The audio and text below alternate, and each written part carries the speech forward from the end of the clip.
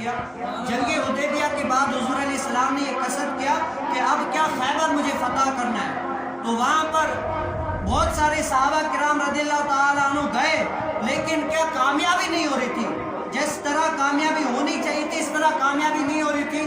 تو ایک مرتبہ حضور علیہ السلام نے فرمایا کہ اب میں خیبر کا دروازہ، اس کو کیا قلعہ کنوز کہتے ہیں، اتنا بھاری ہوتا تھا کہ 40 صحابہ کرام بھی اٹھائیں تو وہ اٹھا نہیں سکتے تھے، اتنا بھاری ہوا کرتا تھا۔ تو حضور علیہ السلام نے فرمایا کہ یہ اب انشاءاللہ صبح میں خیبر کا قلعہ آزاد کرنے کے لیے علم اس کے ہاتھ میں دوں گا جس سے اللہ بھی راضی ہے اور وہ بھی اللہ سے راضی ہے۔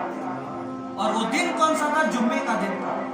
حضور علیہ السلام نے جمعہ پڑھ کے علم ہاتھ میں لیا، اور اس ٹائم کیا تھی، حضرت سیدنا علی مرتضیٰ شیر خدا کی آنکھوں میں درد ہوا کرتا تھا، آشوب چشم، دیکھنے میں درد ہوا کرتا تھا، آنسو بہ رہے تھے، اور اس ٹائم پوچھتے ہیں کہ علی کہاں ہے؟ حضور علیہ السلام نے فرمایا کہ علی کہاں ہے؟ تو لوگوں نے بتایا کہ علی رضی اللہ تعالیٰ عنہ کیا وہاں پر آنکھوں میں درد ہے، چشم کی وجہ سے جنگ میں بھی شریک نہیں ہو سکتے، آگے علی کو بلا۔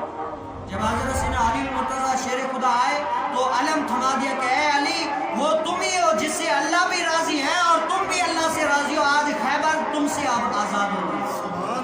کہا کہ یا رسول اللہ میرے تو آنکھوں میں درد ہے، کیا کرتے ہیں؟ بس کیونکہ صحابہ کرام کا یہ عقیدہ تھا نا کہ جو بھی مصیبت ہو، جو بھی بات ہو، حضور علیہ السلام کی بارگاہ میں پیش کیا کرتے ہیں۔ کہا کہ یا رسول اللہ میرے آنکھوں میں درد ہے۔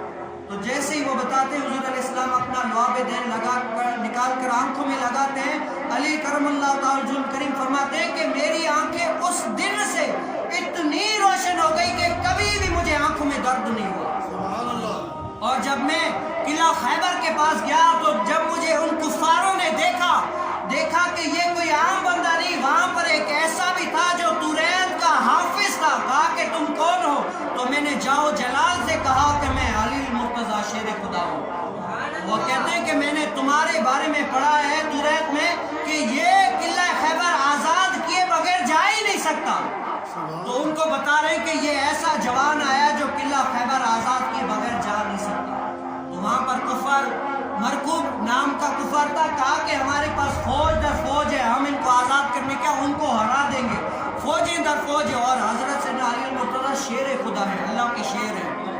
جو ہی میدان میں اترتے گئے کفاروں کے ایسے سر قلم کرتے گئے، لوگ دیکھتے حیران رہ گئے کہ یہ طاقت آئی تو کہاں سے؟ پھر جو دروازہ 40 لوگ بھی اٹھا نہیں سکتے تھے، حضرت سیدنا علی مرتضیٰ شیر خدا نے ایک ہاتھ سے اکھاڑ کر رکھ دیا۔ ہے کہ اسلام کی